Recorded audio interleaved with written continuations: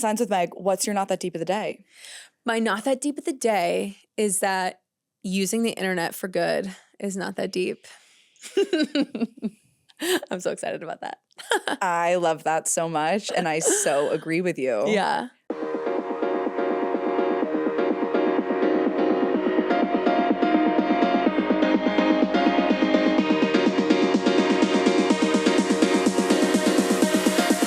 Wait, it's not that deep.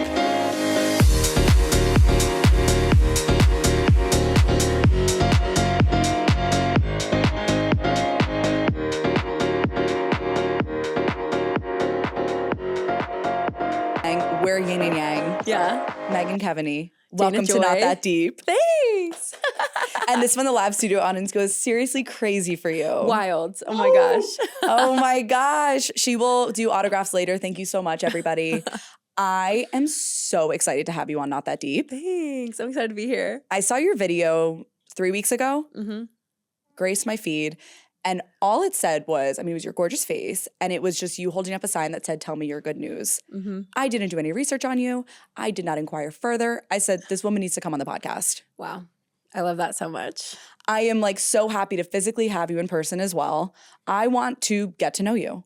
Yeah. Because I I wanna get to know you. Don't know you. You are a stranger to me, and you are spreading positivity on the internet in a time that could not be more divisive. Mm-hmm. And I think that when I see that, when anyone sees that, they are drawn to it. Mm-hmm. And if you are trying to put negativity out in such a space that someone is trying to spread positivity, that says so much about you. Yeah. And it says so much about you that you are taking the time to spread it.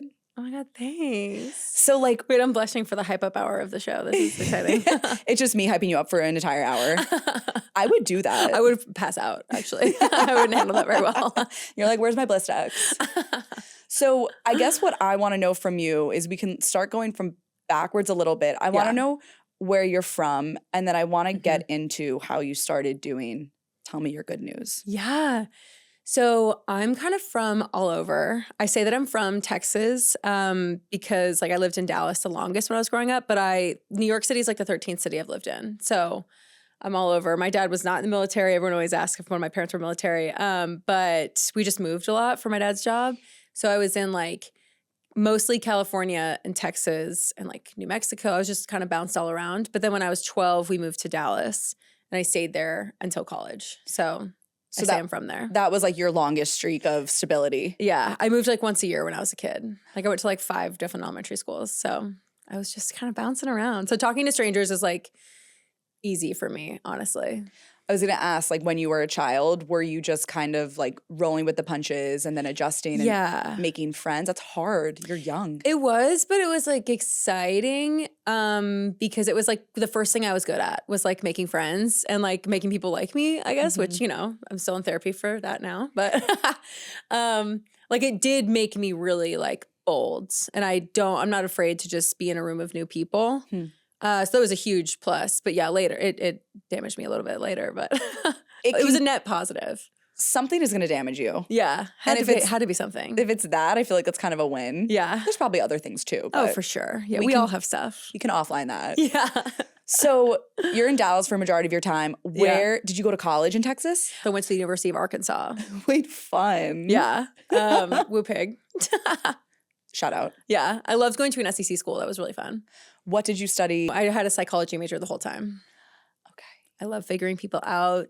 I was trying to figure myself out. What did you major in? I did multimedia journalism. Oh, hello. Okay. Using your degree. It's all freaking tracking. Yeah.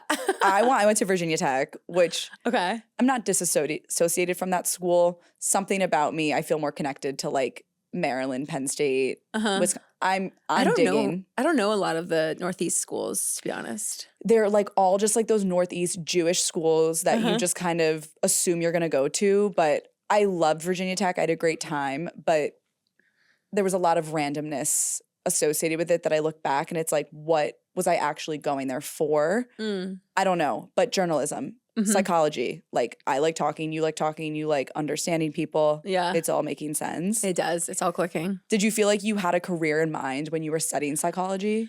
I do think I wanted to be a therapist for a while. And then honestly, right as I was about to graduate, I figured out that I thought they were made a lot of money, and like we would just hear that therapy was so expensive. And then I was like, oh, they kind of make the same amount of money at the level that I would be able to get a job with just that degree. I was like, they don't make as much money as I really thought. So I also just like didn't even really think about a career when I was growing up. I grew up in such like a religious area and like the Bible Belt really. And then going to that kind of school, like I like when I didn't get married in college, I was like, okay, well, I guess I'll get a job. Like I like had no vision for anything. So my entire career has been like a surprise to me, to be honest. You say when I didn't get married in college, are a lot of people that you grew up with in the Bible Belt, new term, loading? Yeah. I love that. I feel like I can't say that. You never heard the term Bible Belt? I've never heard the term Bible Belt. Oh, that's wild. What does it mean? Just like a just like like an area? very religious parts of like the South. Okay. One day I'm going to go to the Bible Belt. I kind of like it. Where was everyone getting married? It was very much like you go to college to get like your MRS degree. Like it was, and I went to like, yeah, it was just surrounded by a lot of that kind of culture. And I like, yeah, I didn't get married. I was trying. I was really like, oh, I really just like want to get married. And that felt like such an accomplishment. And then when I didn't get it, I was like, oh, I guess I'll just go like get a job, fuck around, see what's going on. And my life just went in a totally different direction. I'm like really glad. I'm so happy too. Did you feel shame at the time? I don't know, probably, but I think I was so quickly distracted by like the possibility of everything else I could do that I was like, whatever, maybe that's lame. No, like we were talking offline earlier, like you have something innate in you that not a lot of other people have. Oh, thanks. Like you were given a path from thy Bible Belt of like what probably you should be doing, and it's very like laid out like what life. No, I was kind of like maybe that life that was laid out for me, maybe that's lame. Like that was kind of my thought, was like just curious about, let me like move to like uptown Dallas, which is like where all like the young people live, because I was like in the suburbs. And so I moved there and just had such a good time and realized my life could just go like a different way. So I've just been having fun ever since. So you moved to Dallas. How many times a week would you say you went to Skellig? Oh my gosh, Skellig was like not that big. I didn't go to Skellig that much when I was there, but all my best friends who are still there like love Skellig so much. Have you been to Skellig? Yeah, my friend used to live in Dallas, and we would like go out, and uptown is nice. It's so fun. Oh my God, I used to run that place. Oh my God, I loved it. Like I lived right on the Katy Trail, if you are familiar with that. And like we have to get Margs at the Ice House. Oh my God, literally I love that place. There's no other bar like that in the whole country, I swear. I've looked. And then there was a bar that is no longer there. It's called 6th Street. And it was just like anytime I meet anyone who's lived in Dallas for any point of their adulthood, I always am like, do you remember 6th Street? It was like this 3-story bar. And on the 3rd level, it was like this crazy dance floor. And this was like 2013, 2014. Oh my God. Like we would all be dancing so hard the floor would like shake. And you're like, oh no. But it was so fun. And I just used to have so much fun there. But that was my first taste into just like having totally no idea like what my life would look like and being like, oh, well, I didn't know it could look like this. This is so much more fun than what I was going to do. I like that. And it's like, okay, check. I did the right thing, confirming. Yeah. What were you working? What was your job? I had random, like, I was a secretary at a law firm at one point. I got fired from that. And then I like got another assistant position at this like real estate startup.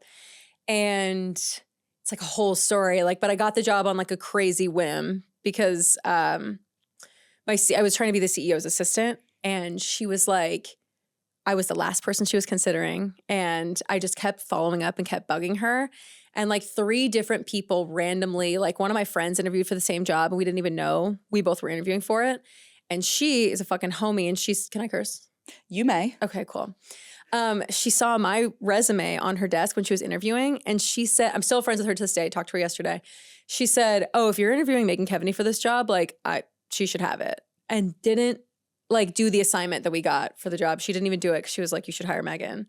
And then someone else, she like kept meeting people out in the wild who would just talk about me. And she called me back and she was like, I don't think you're right for this job, but like, why do I keep hearing your name?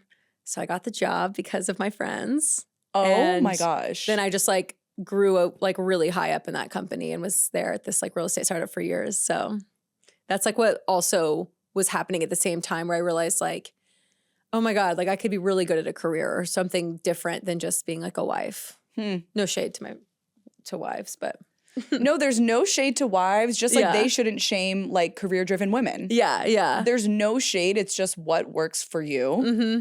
I love that. That's why a hype woman is so important. Yeah. Like I just didn't know about other ways that it could go. And I really just found out firsthand. So it was awesome. I loved that time of my life. So that was from what age to what age? That was from like 22 to like, I was at that startup till I was like 26 or 27. And then I like knew that I wanted to leave Texas to go to like just a big city. Mm-hmm. And I hadn't even been to New York City yet. I almost did San Francisco because I was born there and I was just very like intrigued by it. But I did Chicago. And I just like worked like 5 jobs. I didn't really know what I wanted to do, but I was like, I want to live in a big city. So I was just hustling. And then the pandemic happened and I just, Is the 5 jobs, is that where you did like retail and service? Yes. Yeah. Okay. I was working as a bottle girl at these clubs and I was working in retail and I was a nanny and I did some freelancing and I literally always forget the 5th one. But yeah, I was doing a lot. Okay. And I was a spin studio teacher. I was a spin instructor at the same time. I forgot about that. Did you sleep? I did actually. I slept great because I was tired all the time. I was doing so much. Being a bottle girl is something like I think that we should Wild. all have, as adults, we should have career day. Yeah. And you can just kind of like flip into different careers, see what it's like, because we don't have those opportunities anymore. Truly. I love my job. A part of me just wants to know what it's like to be a bottle girl. I think everyone should experience it for a night. It is such a wild experience. Did you prefer holding the sign or holding the bottles? The sign. I was really not good at I've like dropped very expensive bottles. I was pouring like 1942 one time I was working at this club called Underground, which is like legendary in Chicago nightlife, but it's not even there anymore. But it was one of my first tables and I was like pouring out a shot of 1942, like that like big bottle and like just didn't manage the weight of it well and like literally poured out half the bottle on this guy's lap and it was one of like the owners or something and I was like, I feel like I'm gonna get fired. But then one of the girls just really liked me and took me under her wing and was like, don't even look him in the eye, just like completely disappear and no one will get you in trouble. I was like, okay. To the grave. Yeah, I ride pretty hard for her. Good. Is that the same friend that told you that you could get the job? No, different friend. Okay, so you have a lot of people riding for you. Yes, I It's a always have. theme. Yeah. It's a theme. We all ride for each other. Yeah. You're riding for them too. Yeah, hard. Okay, so you're in Chicago, you're passing the bean, Yeah. you're doing 16 handles jobs. I love that Froyo's face. And then you moved to New York when you were 30. Yes. What was going through your head? Like, I loved Chicago. I really wasn't quite ready to leave, but turning 30 just made me realize like, well, wait a minute, like what am I doing? Like what do I want to do long term? And just turning another year older in a city that I wasn't sure if I wanted to be in forever made me, it really just clicked that I was like, I think that if I don't go to New York now, I may like never go. You know, I'm not with anyone, I don't have kids, like I don't have anything really tying me down. I could just go because I feel like it. And so I like visited New York for the first time that same year just to make sure that I liked it. And like literally I was staying in Fidei, which is where I live now actually, staying at my friend's place in Fidei, woke up that morning and just like walked over to Seaport, walked 4 blocks, called my dad and I was like, okay, I'm going to move here. And he was like, you have not seen enough. And I was like, no, I have. Like, I like it here a lot. And I just never really looked back. Did you like feel it? I did. Like, I mean, I've moved so much that I really am like very in tune with when I feel like a vibe and when I feel like I belong to the vibe of a place or like I want to be a part of it. And like it was definitely grungier than I thought it was going to be. Like Chicago's so beautiful. And a lot of people in Chicago really did not understand why I was moving to New York because Midwesterners like love the fuck out of Chicago. And so do I, so much. But they would just be like, why would you go there? It's so dirty. People are so mean. And I'm like, I know, but there's just something about it. I visited Chicago for the first time in September. Did you love it? I actually had a moment of like, why didn't I live here? That's a fucking fantastic time of year to go too. I said, you guys have an ocean and no one told me. It literally feels like an ocean all the time. My best friend still lives there. We live there together, and What we is always it, a are reservoir? What, like it's out of my pay grade. there I don't was know. sand and there was water. It's a beach. It's literally an ocean, almost. It's a lake, but I don't know, reservoir, I don't know that term. I genuinely could not fathom how no one was like, hey, Dana, do you want to maybe check out Chicago? Yeah. No one called you and let you know? No one It's rang rude. me. But No one's looking out. My point is, my cousin who moved from Chicago to New York, everyone was like, why would you do that? But she felt it. I felt it. What, did you get a job like right when you moved here? I like moved here. It's funny enough, like I moved here to do something creative and I wasn't sure what it was going to be, but I was like, I'll just work in bars. And just, that's what I was doing in Chicago. I was a bottle girl for a while and then I was just like working in bars. But I was like, I'll just go find some bar to hire me and I'll just figure it out. But then I got diagnosed with like a panic disorder the year that I moved. And I like realized that I've been having panic attacks for a really long time and like had no idea what they were. And I was like, oh, okay, well, that's really helpful. And my dad was here with me my very first weekend in New York. And every place we went, like every bar, I was like, are you guys hiring? Blah, blah, like trying to get a job. And something happened that weekend. I can't remember what. We were just like caught in some bustly block that I was really overstimulated and I started to have a panic attack. And my dad was like, oh, okay. So those are the things you've been talking about, right? And I was like, yeah, they kind of start like that. And he's like, okay. So your brain just gets like overwhelmed. And I was like, basically, yeah. And his first thought was, I totally see why working in bars has been really hard for you. Because I would have panic attacks at work and like, I didn't know what they were.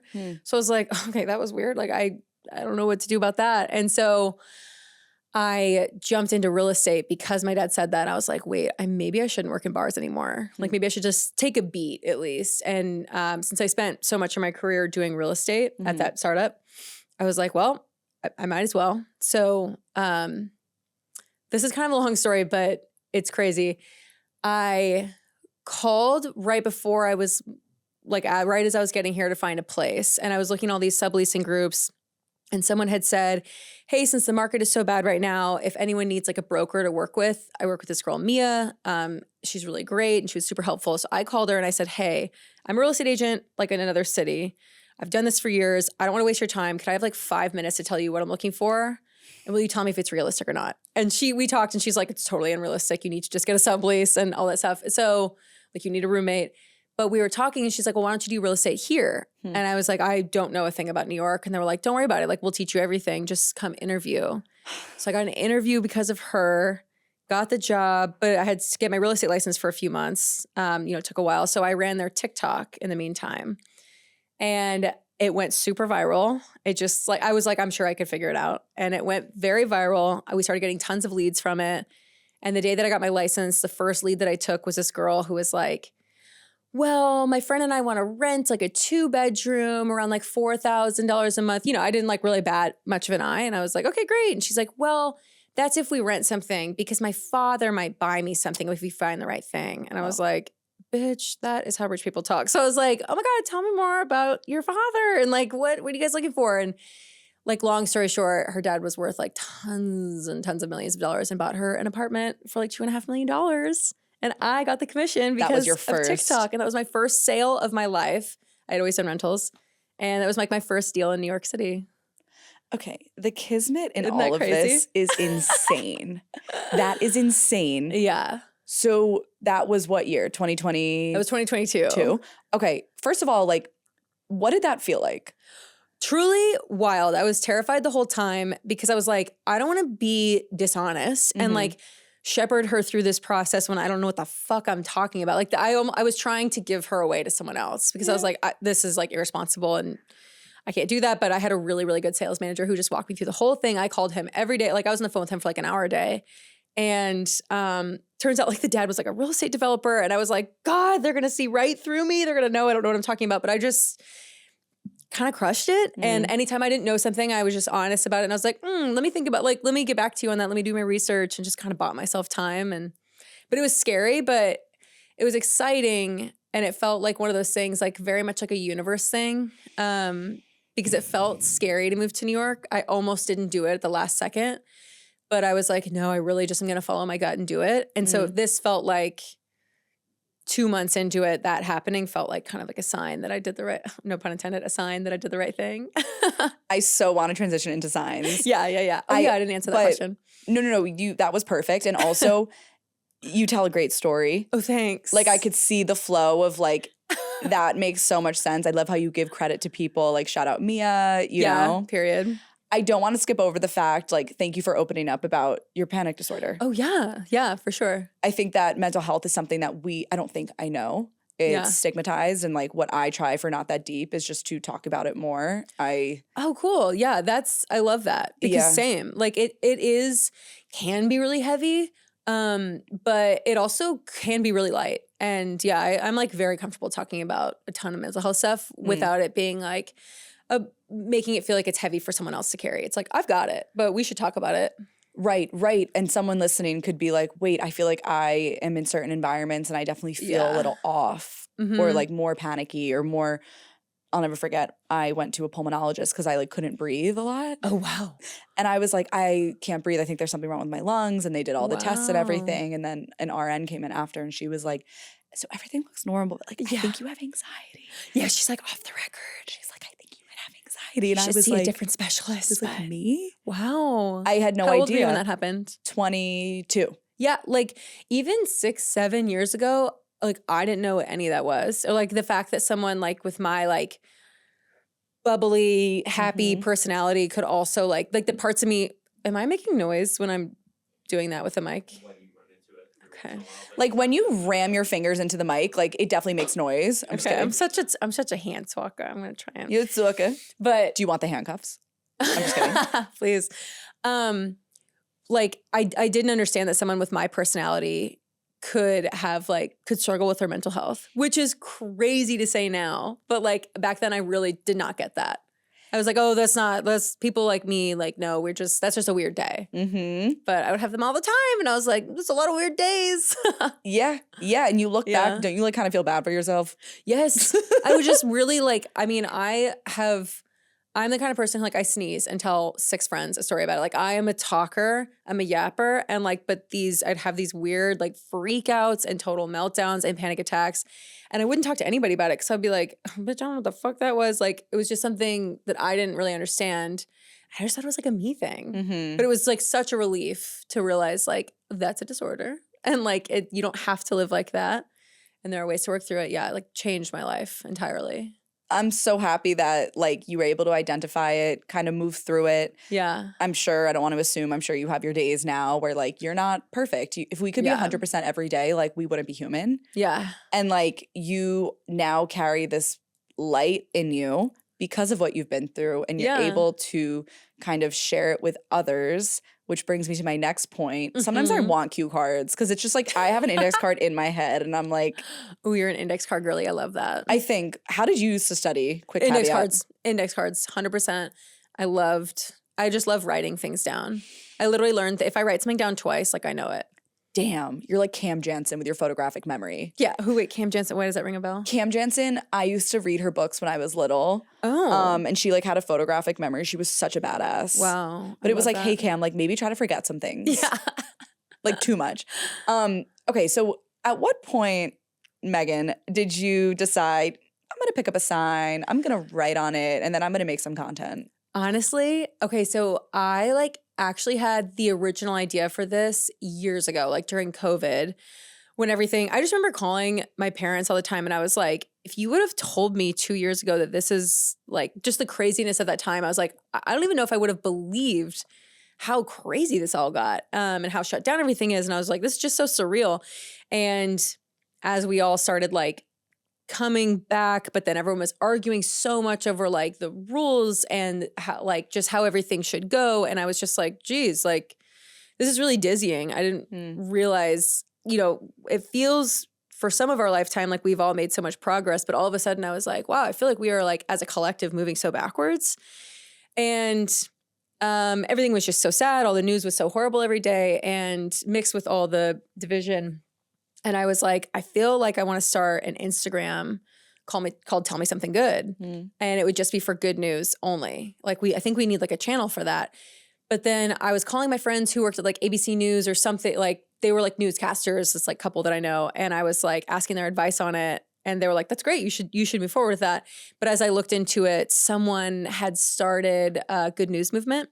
Yes. That big account. And like I think they were like a former big network like anchor. So I was like, okay, someone's already done it.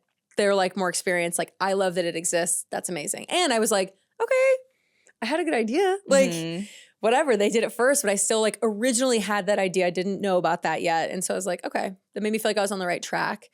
And then still just like division kept going on and on and on. And I wanted to do something to bring people together. But I kind of like just got distracted, moved to New York and was doing other things. And then like I moved to New York and really didn't do anything creative for so long because I was like hustling, really underestimated how hard I was gonna have to work just to like live here. It's just so expensive.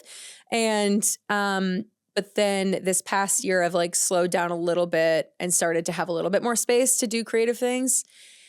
And yeah, I've been filled with such deep pits of despair this year, like this past calendar year. And reading the news has like been so difficult to say, like just on a nervous system level. I'm like, God, it's just hard to stay regulated and like informed. And so I've been trying to manage that. And then I just hit like a fever pitch around the holidays, maybe around like October, November. And I was talking to one of my really good friends, T. Kyle.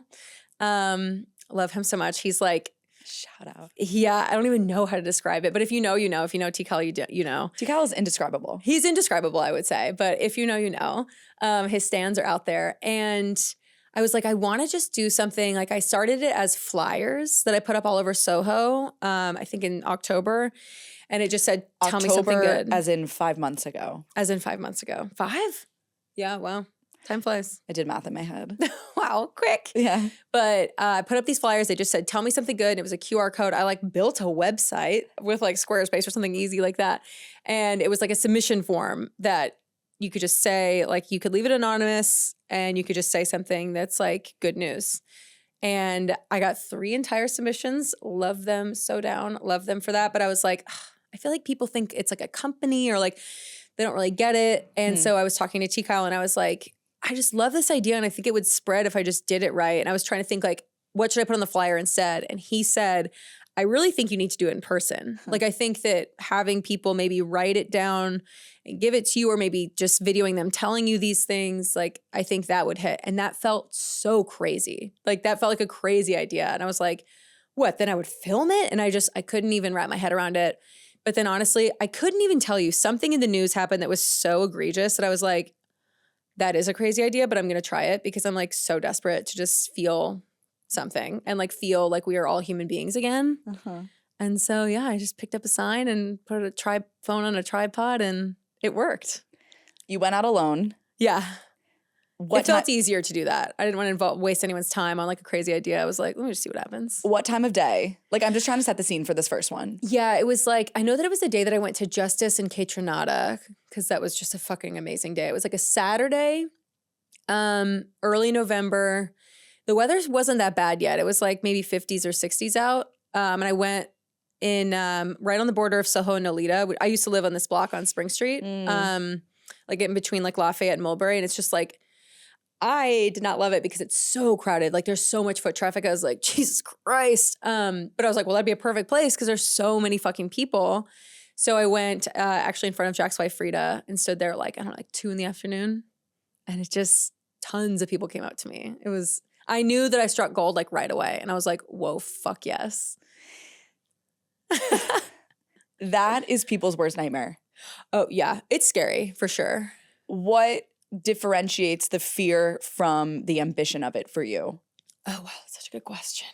Well, I'm rewatching Game of Thrones right now. I was a late watcher. I didn't watch it till 2022, and now I'm already rewatching it. And I think Rob Stark was talking about. Do you watch Game of Thrones? I don't, but I know about the bloody wedding. Yeah, the red wedding. Yeah, people ruined that for me, and people hyped it up so much. They're like the red wedding, the red wedding. I thought that like every single character was gonna die, but I don't know. Anyways, that's kind of like if people are talking about Game of Thrones, I'm like the red. I call it the bloody wedding. The bloody wedding. Like, we sense a fraud. Yeah. They're like, it's red wedding. Who are you? I'm like, and the Demogorgons are crazy, and they're like, move along, move along. But like Rob Stark is talking about his dad, Ned Stark, is like, he's the fucking best, is all you need to know. He's a hero. He's literally one of my favorite characters. And yeah, some really crazy stuff happens. But he was quoting his dad, and I'm paraphrasing, but it was like, Rob was gearing up for something that was going to be really scary, like going to war or starting some war or something, or defending like his people. And he was like, well, what do I do about like how scared I am? And Rob was like, well, when you're scared is the only time that you can be brave. And so I think about that a lot. Like, that's really your only opportunity for bravery. And like, it sucks because you're like, well, fuck, I wish I could be brave in an easy moment, but like that really just doesn't exist. So, and like, I get pretty like socially anxious. Literally not one single person would ever guess that, but I'm like a very socially anxious person. Like I was so nervous once we started recording, I was like, you would never know because like, but like, I'll pose this to you, like about what? Like I want to get in, like you're a bubbly person, you're outgoing, you appear confident, like you get social anxiety. Like what is your anxiety telling you? I have social anxiety too. I'm like, no one likes me here. No one thinks I'm funny.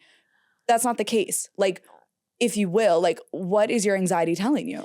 I think it's because like, probably also from like moving so much when I was a kid, I'm so good at matching energy that sometimes I get lost in matching energy and lose my own energy. And then I feel like I'm like spinning out because then I'm like, feel like kind of untethered. So I'll get anxious that I'll feel like lost all of a sudden in a conversation. But like that happens sometimes. And like, I also have just gotten a lot braver about that. I talk about it in therapy like a lot. Like I started saying just like very real shit to my therapist about stuff that didn't feel like a big issue. But I'm like, hey, I went to my friend's house tonight and like it was silent for a minute and I thought I was going to die. Like I felt like I was falling out of a plane. I feel like we should discuss that. Like, and so that's been helpful to talk about it more in therapy. And to you, that's valid. And to you, that's what you feel. Yeah. And other people feel similar things and never talk about it. Yeah. I didn't talk about it for such a long time. I just was like, yeah, everyone feels like we were talking about how not everyone wants to be like internet famous. I'm like, wait, what? They don't? But yeah, not everyone's like afraid of silence. No. And a lot of people are comfortable with it. But yeah, it makes me feel like I'm dying. And that makes you you. Yeah. So you're putting yourself out there, even though it's scary. You're being really brave. You are being brave and you're doing this. What are some of the things, are there specific instances that someone has shared their good news with you that like you can recount right now that like you would want to share? Yeah. Like, there was a guy, I haven't posted this yet, but there was a guy the other day. So I was like, had my tripod set up.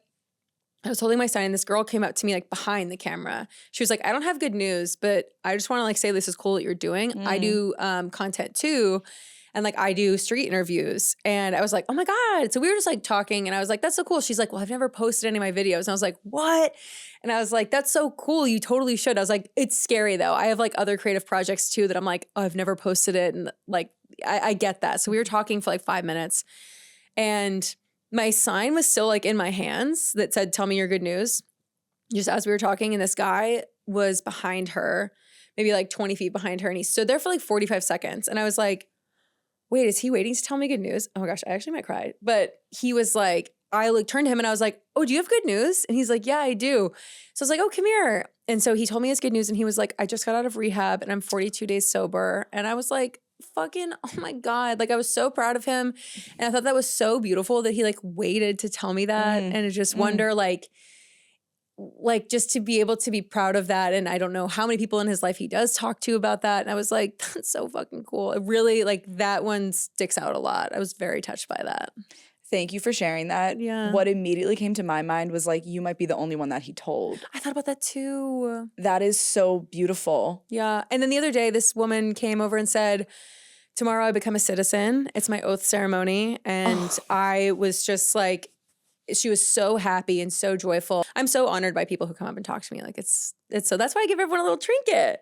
I also want to give you kudos on like creating a space for people, but also like being the person that people want to tell good news to. Oh, thanks. And people like being on camera is really scary. And like for you, like you are making it look easy and these people are like gaining this extra sense of wing Mm-hmm. when they come up to you and they're like, maybe they're facing their fears. They're being brave too. Like for real. Like I realized that I was like, oh, I think this probably is pretty intimidating because like I make it very clear that I'm filming this and putting it somewhere. Just because I don't want anyone to feel like they don't know it's being filmed. But yeah, I'm like, they're being brave too. And that's why everyone gets a little trinket, especially when it's cold. People come up to me when it's freezing out, when it's freezing in the subway station. And yeah, and they're being brave by just sharing their good news. Before we get to the trinket, when do you film during your busy day? I'm actually experimenting with that a lot right now. Because I started filming these outside just in like busy parts of New York. But then it's just so fucking cold. So I've been doing subway stations. So I'm in Union Square. I've done Grand Central, but I keep getting in trouble for using a tripod. But I've been Grand Central's funny. Yeah, they like come up to me immediately. They're like, "You have to leave." I'm like, "Okay," but that is not good news. Yeah, I'm like, that is bad news actually. But I've been trying lunchtime, but I just switched like literally a couple days ago to like 5 to 7 p.m. and like so many more people come and talk to me. So that's like my very new sweet spot. I think that is a sweet spot also because that's a time when people are like rushed out of their goddamn minds. Yes. That like to be reminded to slow down is so important. Yeah. Does your work know that you do this? I mean, I like work for myself. I do real estate and social media consulting. So like, oh, so you're not with that real estate company that you were that you like. Oh, I mean, I still am, but I don't do their social media anymore. I was just doing that while I was getting my license. Oh, so like you're a self-employed woman? I am. I kind of work around the clock right now, but so your I do boss work is for fine. myself. I get to decide like when I work. Okay, power to you. So like the boss woman is fine with you doing this. The boss woman is me. Because you are the boss woman. Yeah, I mean, someone signs my checks, but yeah. Fair. Someone's got to sign the checks. Yeah, I've never really fit into like a 9 to 5 mold, honestly, so. Can you share how old you are? Yeah, I'm 34. Okay, I just think that a lot of people, I'll speak from my own experience. I'm 28. I think that a lot of people that I'll talk to are like, I am in this career. I do not like this career, but I feel like I'm stuck. Wait, what career are you in? Oh, sorry. That's not me. Oh, I was like, you feel stuck? Let's talk about it. Oh, no. Okay. I love my job so much. Like, but I work in advertising. Oh, right. Yes. I do sales at Sirius XM. Oh, cool. Yeah. Oh, cool. Okay. So I love it. Yeah. But I have other friends that are in careers where they feel like they've put so much time and effort into it and they can't fathom leaving because they've put so much time and effort and now they're going to have to start over. Yeah. I think I love talking to people who kind of just fly by the seat of their pants in an organized fashion. Like you haven't started over necessarily, but like you redo the beginning of a chapter frequently. Yeah, to a fault sometimes. But like it's led you here. Totally. And well, like, yeah, I'm very good at starting over. That feels easier to me than staying put sometimes. So that was like my big, I realized that like through when I got diagnosed with a panic disorder and all that stuff, there was like a lot to that. And I would get like so overwhelmed by like whatever challenge I was in, like whether it was a job or like a relationship or whatever, like I was a leaver. I was a quitter. I was a leaver. And I would just like, because I was like, whatever, I'll just go start somewhere new.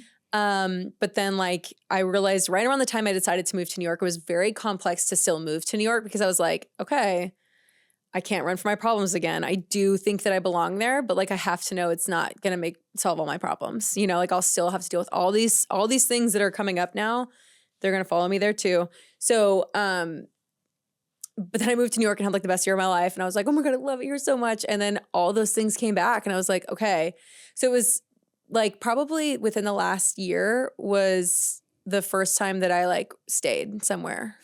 I usually am in a place for like 2 or 3 years and then I just bounce. Like I burn out in a lot of different areas. And I was like, felt like I was starting to burn out, but I just like handled it differently for the first time. And so to have stayed and then had like such an idea that I felt so energized by in the same place without leaving and running away, like meant a lot to me. Because I was like, okay, I can stay and I can like work through whatever comes my way.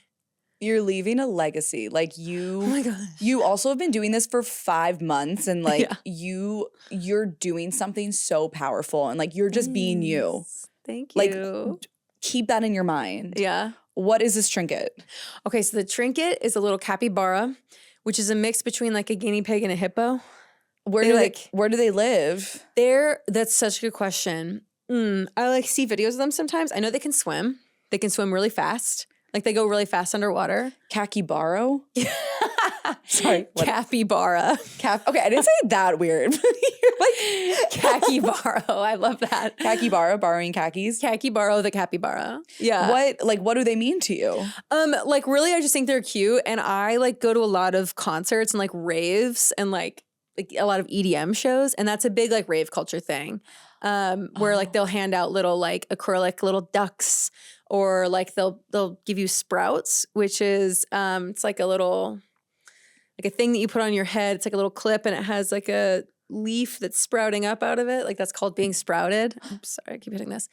Like that's called being sprouted at a concert, and it's so special. Like literally just someone will come up to you, and it's like usually not even like a verbal thing. They're just like, la la, I love your energy. Here you go. And I just give you little trinkets. And I'm like, hello, I'm so happy to be alive. So bringing trinket culture into mainstream is what I'm trying to do. I love that. You're merging worlds. You're colliding energies. I want to be sprouted in 2026. Yeah, goals, honestly. It really just makes me feel so happy. I keep so many trinkets from so many shows. And so I just wanted to do that for other people too.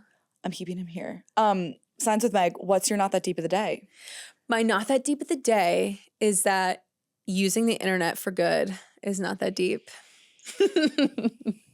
I'm so excited about that. I love that so much, and I so agree with you. Yeah. Like it is not that deep. I feel like the internet is used, there's just so much like negativity, and we are reminded of like so many bad things. Like there are bad things happening everywhere, but I feel like the amount of surface area that bad things take up on the internet is not reflective of how much surface area they take up in real life. Like good news and good things are not getting accurate representation on there. So I'm kind of just like, hey, just a reminder, all of these like evil and bad and horrible things feel so powerful because we're not remembering like that good things like have just as much power and just as much like they take up just as much space, if not more. I'm so with you. We have to like combust this algorithm. Yeah, honestly, we have to break it open. We have to break it. Yeah. Breaking the glass algorithm. Wait, love. Kinda. Okay. I'm like, that could be something. That's something. Your new podcast is called like Breaking the Glass Algorithm. I'm like, give me 20%. Yeah. Where can everybody find you, follow you, continue to see your amazing positive content? Yeah, I'm on Instagram and TikTok, Signs with Meg, MEG. I think I'm going to start a YouTube. I don't really know much about that, but looking into that. So I'll be there. And can we look to a podcast from you in like the coming months, you think? I started a podcast called Since Nobody Asked in 2021. And I've gone really on and off with it. It's like very, very much a side project of just a solo podcast of me talking about just stories of my life I just felt like telling. If anything, I really do it for myself to like, I want to remember these things. And whenever I started putting it out a couple years ago, like my friends loved it. They're like, this feels like being on a phone call with you. And I'm like, yeah, it's being on the phone with your favorite ADHD friend, but you don't get a chance to talk. I'm like, thanks, this was so fun. Subtext. Yeah. And so I've just gone on and off with that for a couple years. So it's like I'm about to drop a batch of like 8 episodes all at once. And so then you won't hear from me for like months. But that's not that deep. Yeah, it's not that deep. Wait, actually it's not that deep that I don't have the discipline to do a podcast once a week. Sorry, you have the discipline to drop 8 at a time.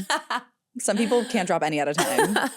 I'm a batcher. Yeah, you're a batcher, and that makes you you. And thank you so much for coming on Not That Deep. Thank you so much.